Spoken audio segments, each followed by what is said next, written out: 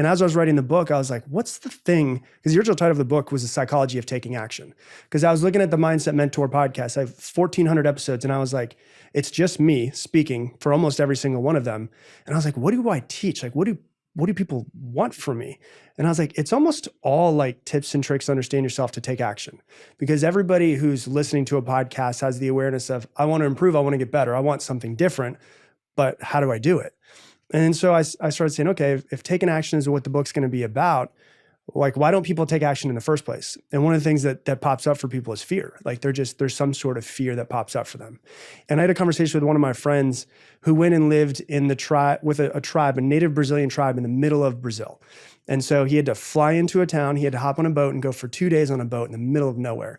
And he started talking to me about these things that he called primal fears and intellectual fears. So like a primal fear is pain or death is attached to it.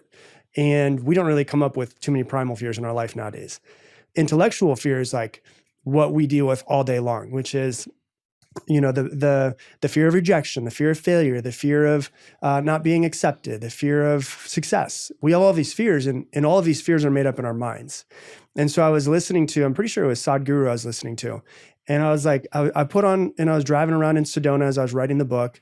I was there just to try to get my whole mind together. I was by myself writing it.